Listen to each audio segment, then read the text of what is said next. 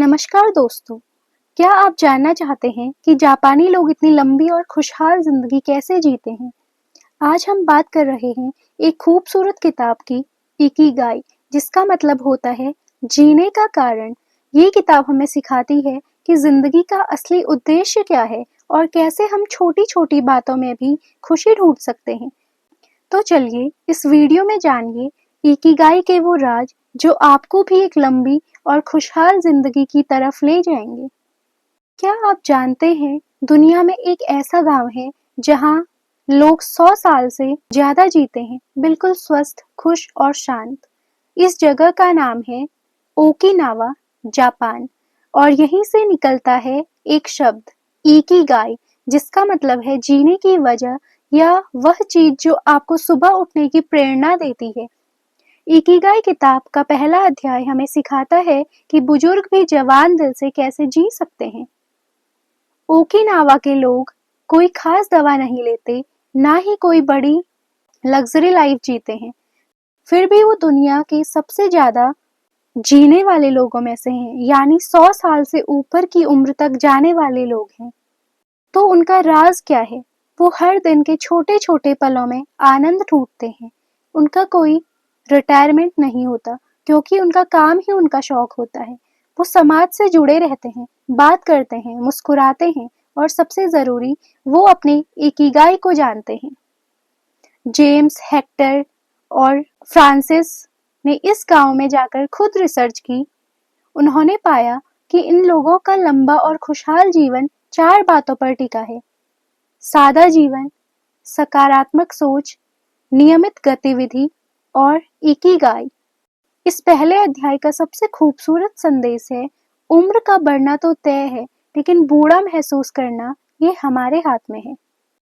सोचिए, सुबह की पहली किरण आपके चेहरे पर पड़ती है, आप चाय का प्याला हाथ में लेकर बालकनी में खड़े होते हैं। इकिगाई का दूसरा अध्याय हमें सिखाता है कि खुश और लंबी जिंदगी का रहस्य किसी बड़े राज में नहीं, बल्कि छोटे छोटे लम्हों को जीने में छिपा है। ओकिनावा के लोग हमें सिखाते हैं कि हर सुबह सूरज को नमस्कार करना, हर दिन कुछ देर चलना, दोस्तों से दिल से बात करना और सबसे जरूरी, कभी भी काम से रिश्ता न तोड़ना। इन लोगों के लिए काम कोई बोझ नहीं होता, बल्कि उनकी जिंदगी की वजह होती है। एक बुजुर्ग किसान जो 102 साल के हैं, हर सुबह खेत में जाते हैं, पौधों से बात करते हैं। वो कहते हैं, जब तक मेरा शरीर चले, मैं अपने पौधों को जिंदा रखूंगा। यही मेरा इकिगाई है। इस चैप्टर में बताया गया है कि हमारी आदतें ही हमारी उम्र तय करती हैं। छोटी छोटी बातें, जैसे कि हर दिन थोड़ी स्ट्रेचिंग करना, समय पर सोना और जागना, संतुलित और रंग बिरंगा भोजन खाना और काम के साथ साथ आराम भी करना, इन सबसे हमारा तन और मन दोनों स्वस्थ रहते हैं। सबसे खुश वो लोग होते हैं जो किसी काम में इस कदर खो जाते हैं कि उन्हें वक्त का भी होश नहीं रहता। तो अगली बार जब आप कुछ साधारण कर रहे हो, जैसे खाना बनाना, बागवानी करना या बस टहलना, उसे बस काम ना समझें, उसे अपना इकिगाई मोमेंट माने। क्या आपने कभी कोई ऐसा काम किया है जिसमें आप इतने खो गए हो कि समय का एहसास ही ना रहा हो? ना भूख लगी, ना प्यास, बस आप और आपका वो काम। यही है फ्लो। इकिगाई का तीसरा अध्याय हमें सिखाता है कि फ्लो में जीना ही असली आनंद है। ओकिनावा के लोग जब बागवानी करते हैं, मछली पकड़ते हैं या सिलाई करते हैं, तो वो उसमें पूरी तरह डूब जाते हैं। फ्लो का मतलब है जब आपका मन, शरीर और आत्मा किसी एक काम में पूरी तरह जुड़ जाते हैं। इस अवस्था में इंसान ना परेशान होता है, ना बेचैन, बस शांति और संतोष। लेकिन कैसे पहुंचे इस फ्लो तक? इस चैप्टर में लेखक बताते हैं कि फ्लो तभी आता है जब आप किसी ऐसे काम में लगे हो जो ना बहुत आसान हो, ना बहुत मुश्किल। आपको वो काम पसंद भी हो और चुनौतीपूर्ण भी लगे। और सबसे जरूरी, जब आप उसमें अपना इकिगाई खोज लें। एक कलाकार जब रंगों में खो जाता है, एक लेखक जब शब्दों से दुनिया बनाता है, एक शेफ जब बिना देखे स्वाद को परख लेता है, वो फ्लो में होता है। जेम्स क्लियर की तरह ही इस किताब में भी कहा गया है, सफलता सिर्फ लक्ष्य तक पहुंचना नहीं है, बल्कि उस रास्ते का आनंद लेना है जहां आप पूरा खो जाते हैं। तो अगली बार जब आप कोई छोटा सा काम करें, जैसे लिखना, खाना बनाना, पेंटिंग करना या बागवानी, उसे जल्दी में ना करें। थोड़ा रुकिए, उसे महसूस कीजिए, क्योंकि शायद वही आपका फ्लो छुपा है। चैप्टर 4, ओकिनावा, जहाँ लोग 100 साल से ज्यादा जीते हैं। एक ऐसा गांव जहाँ बुजुर्गों की उम्र 90 या 100 साल कोई चौंकाने वाली बात नहीं, बल्कि आम है। जहाँ 80 साल का इंसान अभी भी बागवानी करता है। जहाँ 95 साल की महिला हर दिन अपने हाथों से खाना बनाती है। इस जगह का नाम है ओकिनावा, जापान, और यही है इकिगाई की आत्मा का घर। इस चैप्टर में लेखक हमें उस गांव में ले जाते हैं जहां दुनिया के सबसे ज्यादा उम्र वाले लोग रहते हैं। तो इनकी लंबी और स्वस्थ जिंदगी का राज क्या है? कोई जादू नहीं, ना ही कोई बहुत महंगी दवाइयाँ, बस कुछ साधारण सी जीवन शैली की बातें। दोस्ती का घेरा, यहाँ हर इंसान किसी न किसी की दोस्ती का हिस्सा होता है। एक ऐसी दोस्ती का समूह जहाँ सब एक दूसरे की मदद करते हैं। अकेलापन यहाँ नहीं होता। पेट 80% भरना, ओकिनावा के लोग कहते हैं, खाना हमेशा पेट का सिर्फ 80% हिस्सा भरने तक खाओ, न ज्यादा न कम। हर दिन की सादगी, वो खुद खाना उगाते हैं, चलते हैं, बातचीत करते हैं और बिना तनाव के जिंदगी को बहने देते हैं। इकिगाई, हर इंसान का मकसद होता है। 100 साल की दादी भी कहती है, मैं अभी मरी नहीं, क्योंकि मेरी पोती को हर दिन स्कूल छोड़ना मेरा काम है।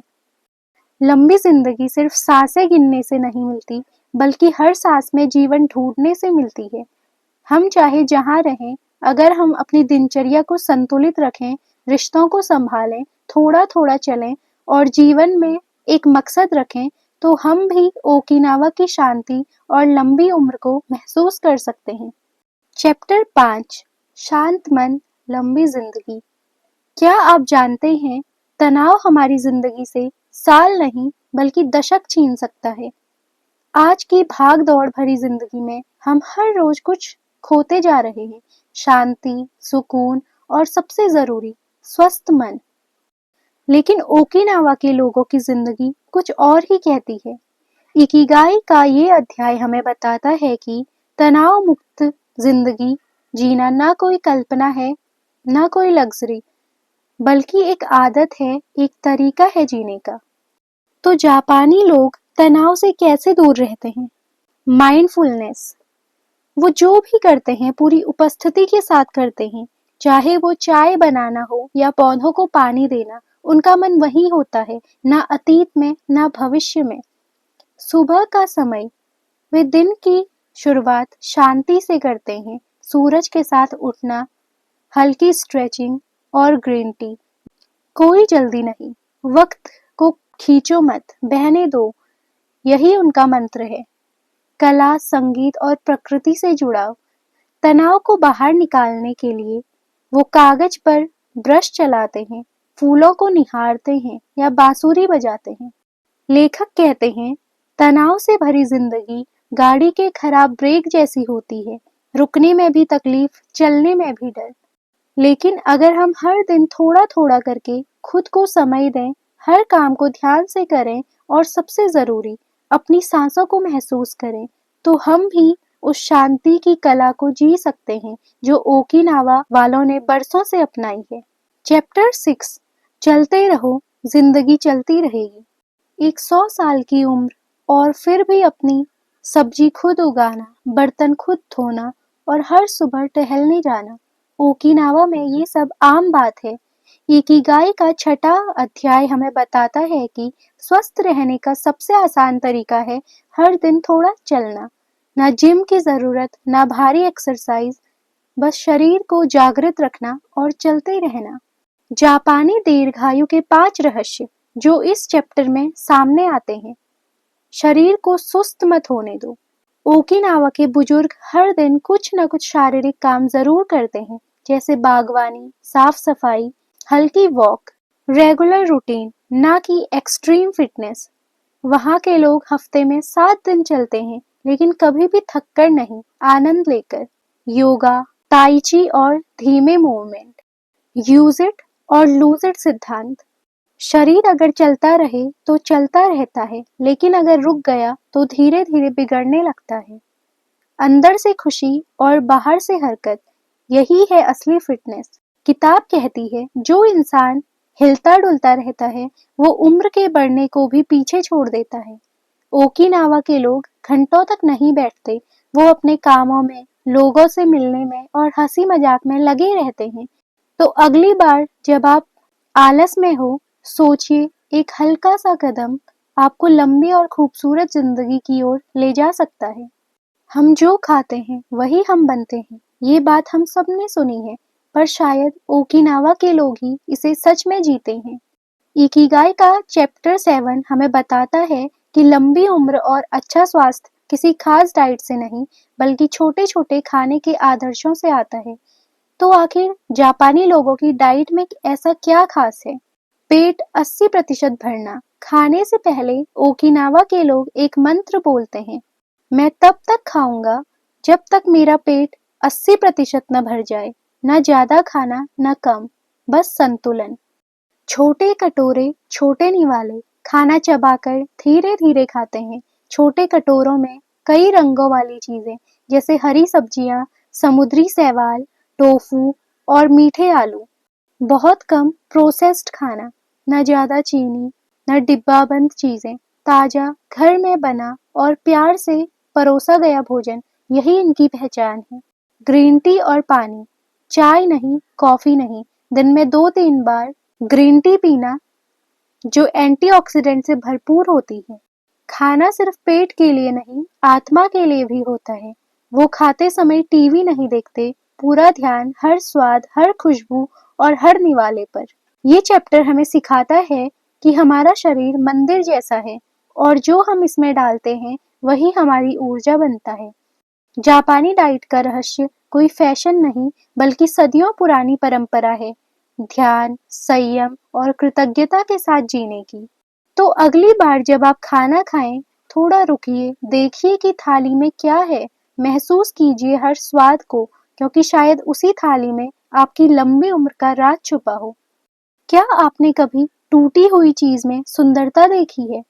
जैसे एक दरार पड़ा कप या एक फटी पुरानी डायरी, जिसे देखकर लगता है ये टूटा जरूर है, लेकिन इसकी कहानी गहरी है।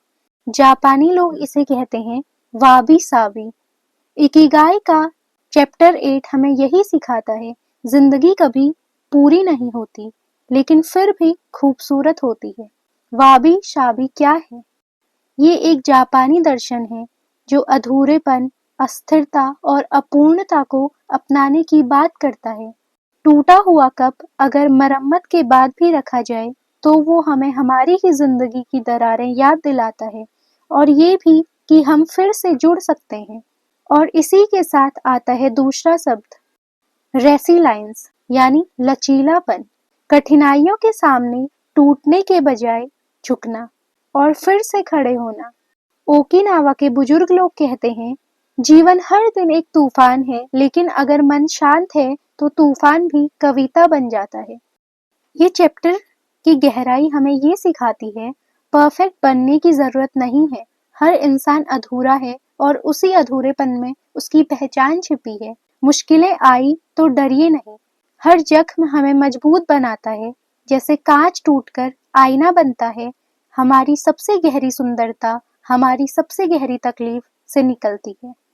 इकिगाई हमें सिखाता है कि लंबी जिंदगी सिर्फ हेल्दी खाने या चलने से ही नहीं मिलती, बल्कि उन पलों में भी है जब हम टूटकर भी मुस्कुराना सीख जाते हैं। तो अगली बार जब आप कोई चीज जिंदगी में अधूरी लगे या जब आप खुद को टूटा हुआ महसूस करें, याद रखिए, आप में भी वाबी शाबी है और आप में भी फिर से खड़े होने की ताकत है। जिंदगी सिर्फ सांस लेने का नाम नहीं, बल्कि हर दिन को अर्थ और आदतों से सजाने का नाम है। ओकिनावा के लोग सिर्फ स्वस्थ खाना नहीं खाते, वो एक संतुलित जीवन शैली जीते हैं, जहाँ हर चीज का एक मकसद होता है। इस चैप्टर में लेखक हमें बताते हैं कि इकिगाई सिर्फ एक सोच नहीं बल्कि एक जीने का तरीका है। तो कैसा होता है इकिगाई वाला जीवन? चैप्टर 9 हमें बताता है सुबह जल्दी उठना, दिन का स्वागत करना। वहाँ लोग सूरज के साथ जागते हैं। सुबह का समय मन और शांति के लिए सबसे शुद्ध माना जाता है। धीमा लेकिन स्थिर जीवन। वहाँ कोई जल्दी में नहीं होता। वो हर काम धीरे, ध्यान से और पूरे मन से करते हैं। डेली मूवमेंट, लंबी वॉक, बागवानी, हल्का योग, बिना किसी जिम के वो एक्टिव रहते हैं। खाने की आदतें, रंग बिरंगे फल सब्जियां, मछली और समुद्री चीजें, थोड़ा चावल, कम मीठा और हर दिन एक कप ग्रीन टी। मजबूत सोशल कनेक्शन, दोस्त, परिवार और पड़ोसी सब एक दूसरे के सुख दुख में साथ होते हैं।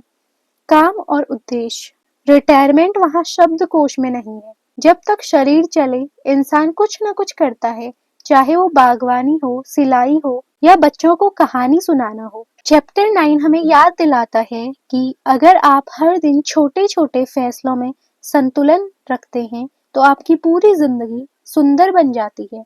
इकिगाई लाइफस्टाइल मतलब न ज्यादा काम, न ज्यादा आराम, न भूख से भरपूर खाना, न स्वाद से वंचित, हर चीज बस थोड़ी थोड़ी लेकिन पूरी शांति से। तो अगली बार जब आप दिन की शुरुआत करें, उसे ऑटो पायलट मोड में मत चलाइए। थोड़ा रुकिए, सोचिए, आप आज क्या ऐसा कर सकते हैं जो आपके इकिगाई के करीब ले आए।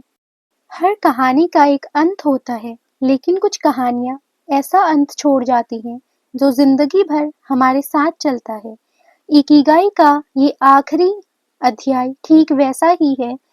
इस चैप्टर में हमें उन जापानी सीखों से रूबरू कराता है जो हमने अब तक सुनी और जो हमें एक लंबी, शांत और अर्थपूर्ण जिंदगी जीने का रास्ता दिखाती है।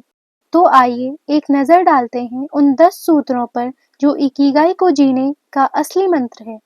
हर दिन को उद्देश्य के साथ जियो। सुबह उठो और खुद से पूछो, मैं आज क्यों जागा हूँ? धीरे चलो, दूर तक जाओ। जल्दी नहीं, शांति जरूरी है। अपना मुआय बनाओ। वो लोग जिनसे दिल से जुड़ाव हो, दोस्तों, परिवार, पड़ोस। पेट भरने से पहले रुक जाना सीखो। सिर्फ 80% पेट भरकर खाना। प्राकृतिक चीजें खाओ, ताजा, रंगीन और हल्का। चलते रहो लेकिन खुद को थकाए बिना। कभी रिटायर मत हो, उद्देश्य कभी नहीं मरता। मुस्कुराओ चाहे हालात कैसे भी हो। खुशी कोई गिफ्ट नहीं, ये एक अभ्यास है। प्रकृति से जुड़ो, बाहर जाओ, धूप लो, पेड़ों के साथ चलो। अपने इकिगाई को खोजो और उसे जियो। वही तुम्हारी असली उम्र है, वही तुम्हारा असली जीवन है। इकिगाई सिर्फ एक किताब नहीं, ये एक आईना है जो हमें सिखाता है कि सच्चा सुख किसी बड़ी उपलब्धि में नहीं बल्कि रोजमर्रा की छोटी छोटी बातों में छुपा है। तो क्या आपने अपना इकिगाई खोजा? अगर नहीं तो आज से शुरुआत करें, धीरे धीरे, हर दिन एक छोटा कदम, क्योंकि एक लंबी जिंदगी का राज ना सिर्फ शरीर में है, ना सिर्फ दिमाग में, बल्कि उस दिल में है जो हर दिन किसी मकसद के साथ धड़कता है। अगर ये किताब और इसका सफर आपको पसंद आया हो तो वीडियो को लाइक करें और कमेंट में हमें बताएं इस ऑडियो बुक से आपकी सबसे पसंदीदा सीख कौन सी है। आपका इकिगाई क्या है? मिलते हैं अगली ऑडियो बुक में।